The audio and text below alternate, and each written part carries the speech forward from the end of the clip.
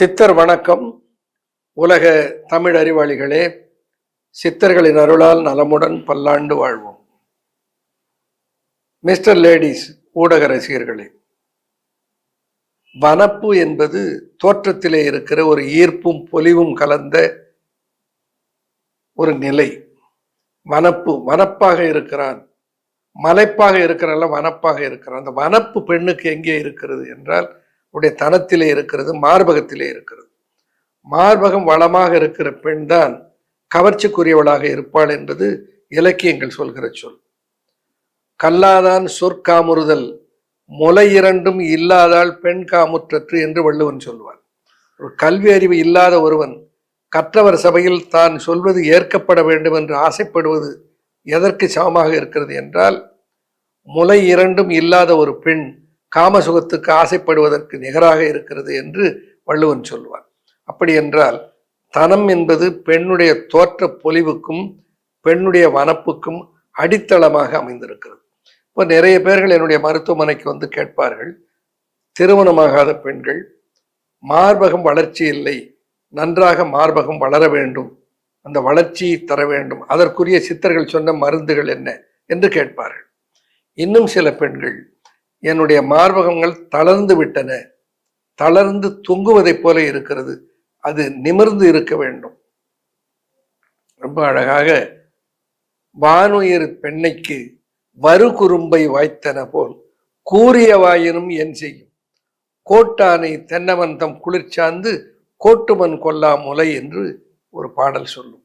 என்னவென்றால், வானது வரையிலே உயர்ந்திருக்கிற தென்னைக்கு குறும்பை போல என்னுடைய கூரிய மார்பகம் இருந்து என்ன பயன்? அந்த கோட்டு ஆணை, கொம்புடைய யானைக்கு தலைவராக இருக்கிற அந்த மன்னவனோடு தழுவாமல் இருக்கு. ஆனால் இந்த கூரிய காம்பினை பெற்றிருக்கிற மார்பகத்தினாலே என்ன பயன் என்று சொல்லுவார். அப்போ இந்த மார்பகம் ஒரு உயர்ந்த பங்கை உறவிலும் கொள்கிறது. திருமுருகாற்றுப்படையிலே ஒரு வரி வரும், கடம்படு படா வெம்முலை கோடு கொண்டு உழுது உழுது உழக்க என்று சொல்லுவார்.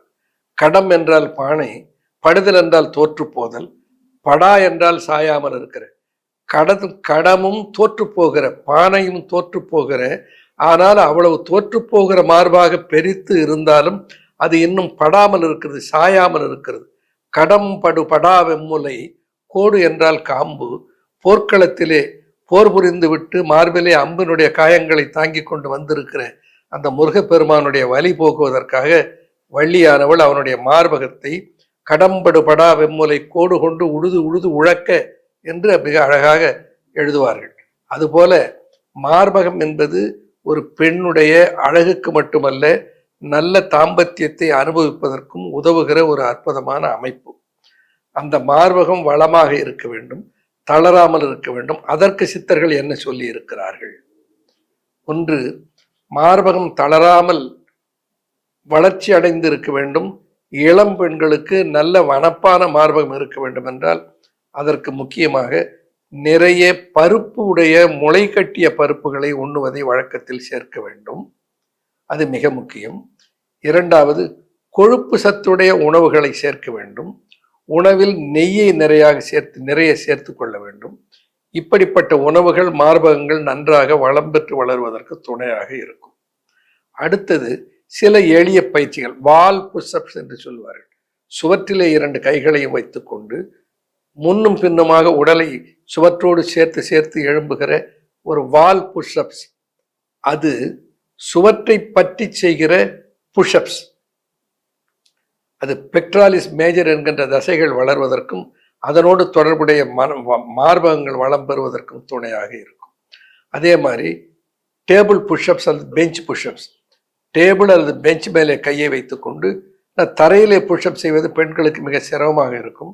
அதுபோல புஷ்அப் செய்வது, கைகளை சுழற்றுவது, கைகளை மேலும் கீழுமாக இயக்குவது, இவைகளெல்லாம் அந்த பெக்ட்ராலிஸ் தசைகள் வலுவடைந்து அதனாலே மார்பகம் ஒரு பொலிவு பெறுவதற்கு வாய்ப்பாக இருக்கும். ஆனால் எல்லாரும் கேட்பது என்னன்னா, மார்பகங்கள் வளருவதற்கு என்ன செய்ய வேண்டும், வளமாக வளர்ந்து வருவதற்கு என்ன செய்ய வேண்டும்? அதற்கு மிகச்சிறந்த ஒரு உணவுப் பொருள் வெந்தயம். வெந்தயம் இருக்கிறதே, வெந்தயத்தை நீரிழிவுக்கு மிகச்சிறந்த ஒரு மருந்து என்று நான் அதை பற்றி 2019 பேசியது உலகம் முழுக்க பரவிய செய்தி நீங்கள் அறிவீர்கள். அதே வெந்தயத்துக்கு ஒரு சக்தி என்ன? வெந்தயத்தை வறுத்து பொடி செய்து சாப்பிட்டால் மார்பகங்கள் வளம் பெறும். அல்லது வெந்தயத்தை முளைகட்டி இருந்தாலும் அதை நன்றாக உலர்த்தி அரைத்து சூரணமாக்கி அந்த சூரணத்தை எடுத்துக்கொண்டாலும் மார்பகங்கள் வளம் பெறும். மார்பகம் வளம் பெறுவதற்கு வெந்தய சூரணம், சோற்றுக்கற்றாழை முளைக்கட்டிய குமரி முளைக்கட்டிய வெந்தய சூரணம் என்று நாம் படைக்கிறோம். கசப்பாக இருக்கிறது, சாப்பிட பிடிக்கவில்லை என்பவர்கள் அதை மாத்திரையாக ஃபெனுகிரிக் என்பது வெந்தயத்தினுடைய பெயர், அதில் ஃபெனு என்ற பெயரிலேயும் அதை மாத்திரை குளிகைகளாக கேப்சூல்களாக கொடுக்கிறோம்.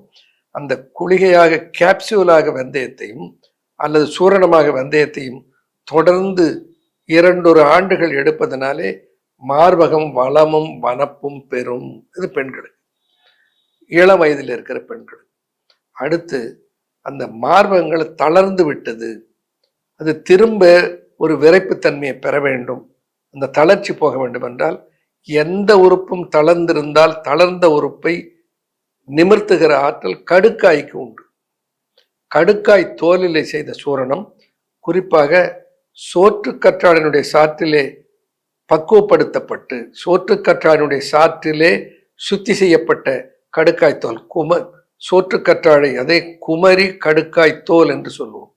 இந்த குமரி கடுக்காய், அது பேரே பாருங்க, குமரி.